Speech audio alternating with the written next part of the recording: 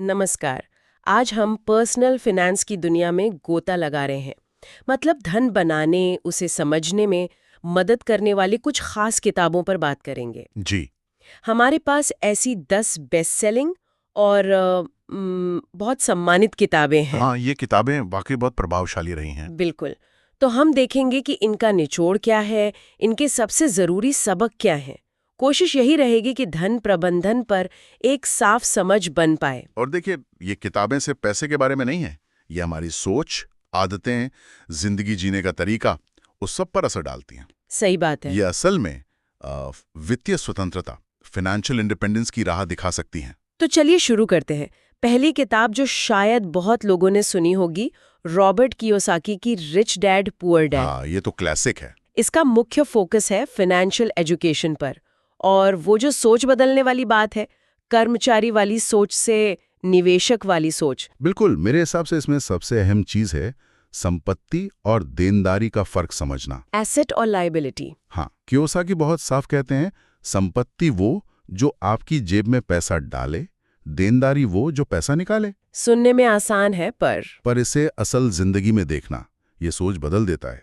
जैसे लोग घर को संपत्ति मानते हैं हाँ, अक्सर। या कार को, पर अगर उस पर लोन चल रहा है, मेंटेनेंस का खर्चा है, तो वो पैसा निकाल रही है। हाँ, तो कियोसाकी के हिसाब से वो देनदारी हुई, जब तक वो कमा कर न दे। सही। यहीं से फिर वो पैसिव इनकम वाली बात आती है ना। हाँ, बिल्कुल, कि अमीर लोग संपत्ति इसलिए खरीदते हैं ताकि वो उनके लिए काम करें, पैसा उनके लिए पैसा कमाए, बिना उनके लगातार खटे। ये नौकरी वाली सोच से बिल्कुल अलग है। पैसे के लिए काम करने की बजाय पैसे को अपने लिए काम पर लगाना। हाँ, वही। अच्छा, ये सोच बदलने वाली बात एक और क्लासिक में है, नेपोलियन हिल की थिंक एंड ग्रो रिच। जी हाँ। वो बात करते हैं इच्छा की, विश्वास की, लगे रहने की। क्या ये कियोसाकी से जुड़ता है या ये सिर्फ पॉजिटिव थिंकिंग है? नहीं नहीं, ये उससे कहीं ज्यादा गहरा है। हिल कहते हैं कि एक मजबूत इरादा, ये विश्वास कि आप कर सकते हैं, और लगातार कोशिश। हाँ, परसिस्टेंस। हाँ, ये तीनों मिलकर आपकी हकीकत बनाते हैं। ये सिर्फ अच्छा सोचो नहीं है, ये एक फोकस्ड मानसिक ताकत है। और उनका वो मास्टरमाइंड का आइडिया भी कमाल का है। मास्टरमाइंड मतलब अपने जैसे मकसद रखने वाले प्रेरित लोगों के साथ जुड़ना, एक दूसरे का साथ देना, आइडिया शेयर करना। अच्छा, तो सही सोच और सही लोगों का साथ। हाँ, पर यह भी ध्यान रखना है, जैसा कि कुछ और किताबें बताती हैं, कि सिर्फ चाहने से सब नहीं होता। किस्मत, रिस्क, बाहरी हालात, ये सब भी होते हैं।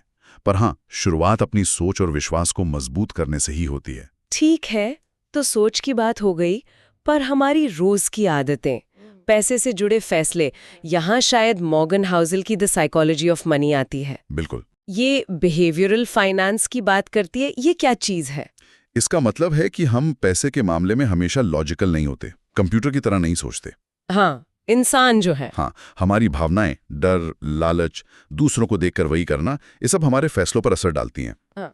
हॉजल कहते हैं कि पैसे से जुड़े इस इमोशनल पहलू को समझना बहुत जरूरी है। और उनका एक बड़ा दिलचस्प आइडिया है कि असली धन वो है जो दिखाई नहीं देता। हाँ, इसका मतलब है सच्ची दौलत महंगी कारें या घड़ियां नहीं है। अच्छा, तो क्या है? वो है बचत, निवेश, वो फाइनेंशियल सिक्योरिटी जो आपको रात को आराम से सोने दे। हाँ। जो चीजें दिखती हैं वो अक्सर खर्च की निशानी होती हैं, धन की नहीं। ये तो सोचने वाली बात है। हाउजल ये भी कहते हैं कि सक्सेस में लक और रिस्क का बड़ा हाथ होता है, और सबसे जरूरी लंबे समय तक टिके रहना, धैर्य रखना। धैर्य मुश्किल काम है ये बहुत। पर कंपाउंडिंग को अपना काम करने के लिए वक्त चाहिए होता है। छोटी छोटी जल्दी की चालें अक्सर लंबे समय में उतना फायदा नहीं देती। अच्छा, इसी मनोविज्ञान से जुड़ा एक और नजरिया है योर मनी और योर लाइफ किताब में।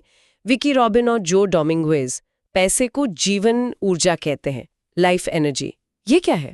ये एक बहुत शक्तिशाली विचार है।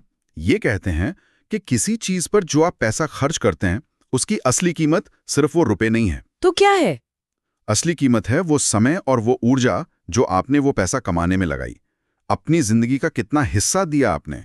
ओहो। जब आप सोचते हैं कि मान लीजिए इस फोन के लिए मुझे अपने जीवन के 50 घंटे देने पड़े, तो शायद आपका फैसला बदल जाए। हाँ, ये तो नजरिया ही बदल देता है। ये आपको अपने खर्च को अपने मूल्यों से, अपनी वैल्यू से जोड़ने में मदद करता है। क्या आप अपनी कीमती जीवन ऊर्जा उन चीजों पर लगा रहे हैं जो सच में मायने रखती हैं? ये वाकई सोचने पर मजबूर करता है। अच्छा, तो हमने सोच देखी, मनोविज्ञान समझा। अब बात करते हैं कि असल में अमीर लोग जीते कैसे हैं। क्या वो सब वैसा ही है जैसा फिल्मों में दिखाते हैं? द मिलियनेयर नेक्स्ट डोर किताब। हाँ, थॉमस स्टेनली और विलियम डैंको की। ये कुछ अलग ही बताती है ना? बिल्कुल। ये उस सोच को तोड़ती है कि सारे करोड़पति बड़ी खर्चीली जिंदगी जीते हैं। असल में ज्यादातर वैसे नहीं होते। तो कैसे होते हैं? वो अपनी कमाई से काफी कम में गुजारा करते हैं। उनका फोकस बचत और निवेश पर होता है, दिखावा करने पर नहीं। अच्छा। उनके लिए फाइनेंशियल इंडिपेंडेंस पाना समाज में रुतबा दिखाने से ज्यादा जरूरी है। यह हाउसल की अनदेखे धन वाली बात से जुड़ता है। हाँ, जुड़ता है। धन अक्सर अनुशासन और लगातार बचत से आता है, जरूरी नहीं कि बहुत ज्यादा कमाई से ही आए। ठीक है, तो सोच, मनोविज्ञान और असल आदतें ये सब जुड़ रहे हैं। अब कुछ बुनियादी, एकदम टाइमलेस नियमों की बात करें। जॉर्ज एस क्लासन की the richest man in Babylon, ये तो कहानियों की किताब है। हाँ, प्राचीन बेबीलोन की कहानियां, लेकिन पैसे के जो नियम ये सिखाती है वो आज भी उतने ही काम के हैं। जैसे? सबसे मशहूर कौन सा है? सबसे मशहूर है पे योरसेल्फ फर्स्ट। अपनी कमाई का कम से कम 10% सबसे पहले खुद के लिए अलग रखो। बचत या निवेश के लिए? हाँ, बचत या निवेश के लिए। इसे खर्च करने से पहले निकाल लो, जैसे ये आपकी कमाई का हिस्सा था ही नहीं। अच्छा। और कर्ज से बचो। समझदारी से निवेश करो और जानकार लोगों से सलाह लो। ये सदियों पुराने सिद्धांत हैं, पर आज भी फाइनेंशियल स्टेबिलिटी की नींव यही है।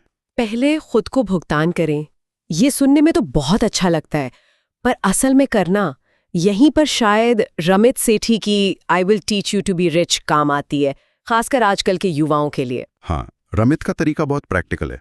वो कहते हैं इसे मुश्किल क्यों बनाना, ऑटोमेट कर दो। ऑटोमेट मतलब बैंक में सेटिंग कर दो कि सैलरी आते ही एक तय रकम अपने आप बचत या निवेश अकाउंट में चली जाए। अच्छा, बिना सोचे समझे हो जाए। हाँ, इससे विल पावर पर निर्भर नहीं रहना पड़ता, ये अपने आप होता रहता है।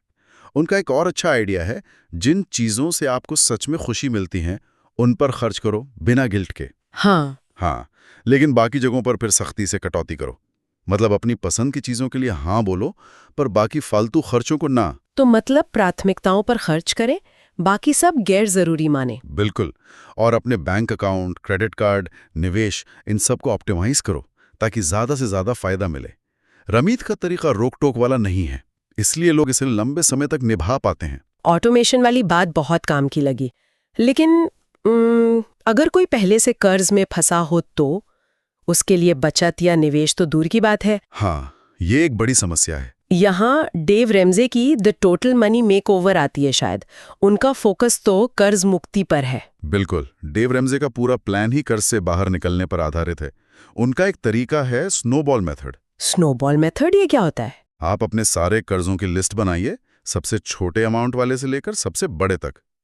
फिर अपनी पूरी ताकत सबसे छोटे वाले कर्ज को चुकाने में लगा दीजिए।